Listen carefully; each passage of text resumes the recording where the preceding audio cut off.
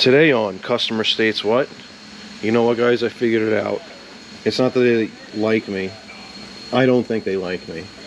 Here's yet again another job that I inherited. We have an 05 Toyota Sequoia with a no crank, no start, and the starter clicks. And we also have their V8 here. Now this V8 is a wonderful, reliable, powerful V8, and if serviced correctly, it'll go over 400,000 miles. Now, the starter, on the other hand, is not in the traditional area.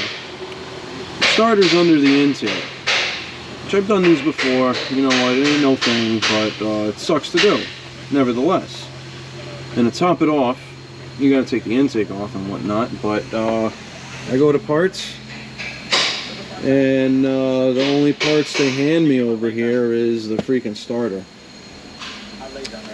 They didn't get me any intake gaskets, and I'm not sure if I gotta drain the coolant or not if it has a throttle heater. It's been a while since I did one of these, because I am new to Toyota. Well, new again. I used to be a tech over at this, not this location, but in Brooklyn. Big shout out to Bay Ridge Toyota, local 259 UAW. Yo, Marv Cat, I see you. So let's look a little further into this car. And as we can see, oh yeah, this flavor down there, brake fluid is looking beautiful. Bro, our man Shrek, he's doing good today. You know what, guys, I got this little cover off here. Let's get the intake out. So you want to know how I could tell somebody else was here before? There's a bolt in the harness all the way back there that's not there. You know what though? Not for nothing. Made my life that much easier because they didn't put it back on this side either, which is going to make removing the intake that much easier. So even though it was a Goomba move, thank you so much. I might just return the favor for the next guy. So instead of draining the cooling system, all we had to do was remove the throttle body here and then just rest it off to the side. And as you can see, somebody else has been here before because the old clamp is here and we got a aftermarket hose clamp there. We also have an aftermarket hose clamp there. So now we got to get to the mounting hardware. Now we have all the connectors off, we have all the vacuum lines off. We disconnected the vacuum to the booster, and the rest of it right here. More connectors are off. We got to remove this guy and rest it off to the side. Get all the hardware. We got to disconnect the fuel line, and we should be able to get that intake out. Let's see how we can go. Alright, so we got all the mounting hardware out. We got the fuel line disconnected. So in theory, it should be ready to come out. Let's see. Alright, that's good. That's good. That's good.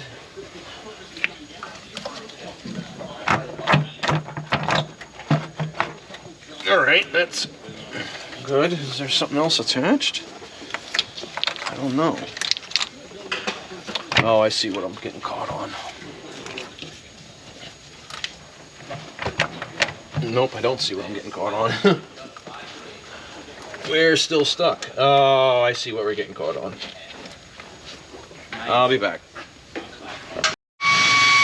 Alright, so now that we have everything disconnected off the intake, all the connectors, fuel lines, should come out.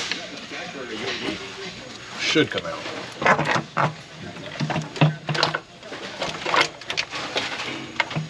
Are we still connected on anything? Let's see. We might be. Let's double check. Alright, let's try this again. We should be ready.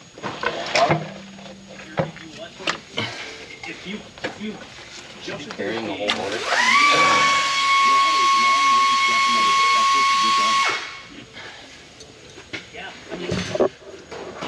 And that's where the starter is. Freaking wonderful. So we got the intake off, and tell me someone was here without telling me somebody was here. Well, look at this connector right here. It's all glued in. And look at that connector right there. That connector is all glued in. Let's start with these.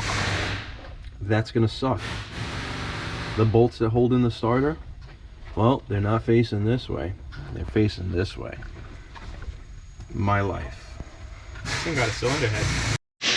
So I gotta say this right now, guys, to the tech who did cylinder heads on this and glued these two connectors with fibbage or some RTV, I really freaking hate you because you crazy glued the starter connector in. It's not melted, it's freaking crazy glued in. Are you freaking kidding me? I'm putting this car on the side and I'm going to a different car right now because, yeah, I'm gonna go take a 5-minute walk and go work on another car.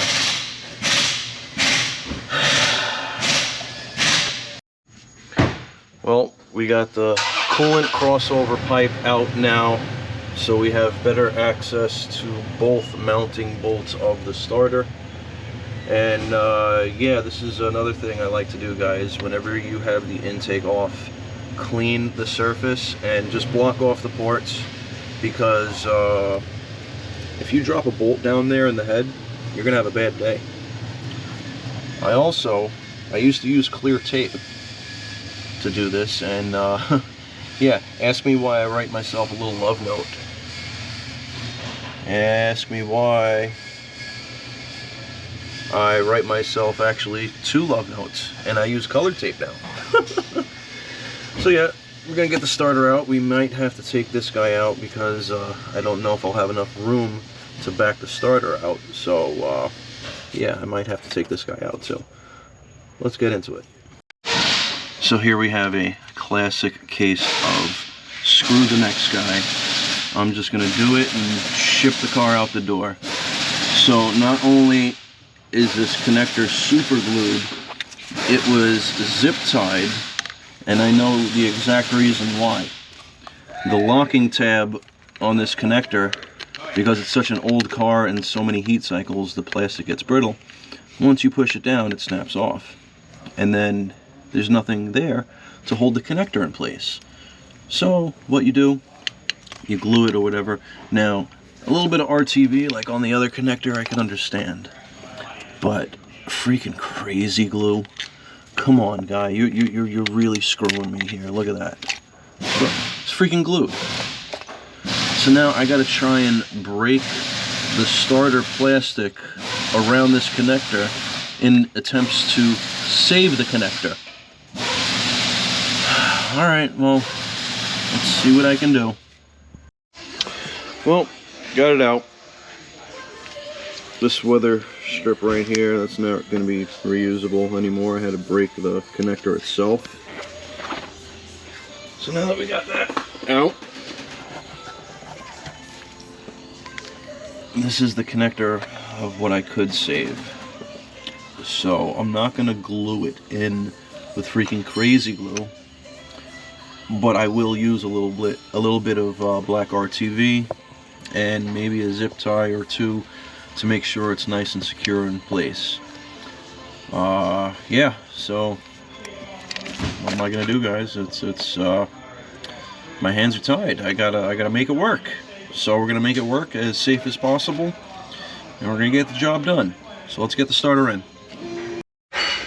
Well, we could not save the connector. It was way too full of glue. The tab was missing and it was all mangled up. So what we did was we took a known good wire off a junk harness and we spliced it on in there. It's all weatherproof. Starter is installed. Now we just got to start putting it back together. So we're gonna remove my tape because you got to remember to take it off, stupid. We're going to clean the surfaces and prepare for installation of everything we took off. Okay guys, so here's a tip when doing the starter and putting everything back together when you put this coolant manifold in, because it is a part of the EGR system. With the EGR piping, install the 10mm bolts loose on both sides and don't install the hardware on the coolant horn or the crossover pipe at all. That way you could maneuver this a little bit to start these bolts. If you mount this and try and get these in, it can be very, very difficult. So yeah guys, that's one of the biggest tips I could give you on this job. That and cover the intake ports. Let's continue. Oh yeah, the black. So now the coolant crossover pipe is all torqued down to specification. The EGR hardware is torqued down to specification. And we have now installed some very special FIPG on this guy here and this guy here because the next guy, or the previous guy, kind of screwed me. So it's a vicious cycle, guys. This connector's all busted, but in order for it to stay on, we gotta glue it on. But I didn't use that much like the previous guy, and you know what? Not for nothing, I didn't freaking use crazy glue. So here we have both surfaces cleaned and prepped for installation of the intake. Unfortunately with the intake we are reusing the gaskets. They are in good shape. This engine has been apart before, so usually I would replace them, but we don't have them in stock unfortunately. So whenever you do reuse gaskets, just make sure the surface is nice and clean.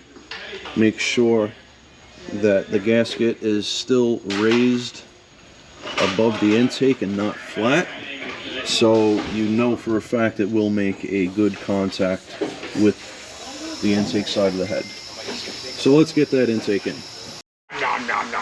So now that we have the cooling system filled, how we filled it you may ask? Well, we put the cooling system under vacuum with this kit right here.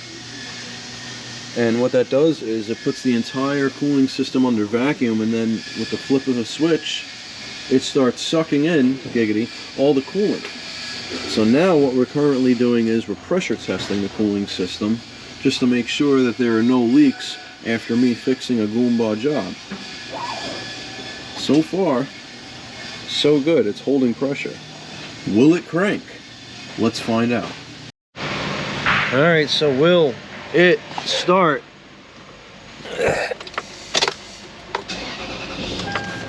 Oh yeah! Started right up, guys. Sounds pretty good. Idle's a little high because I did do the customer a favor. I did clean the throttle body, but when I go road test it, the idle should relearn. And we got the anti-spill kit right there, just bleeding it out a little bit. Very good, guys. Now this car is in much better condition after I got my hands on it. Before, some Goomba worked on it. When we un-Goomba'd it, it's very good. Alright guys, you know what to do. Please like, subscribe, hit that bell notification for further content.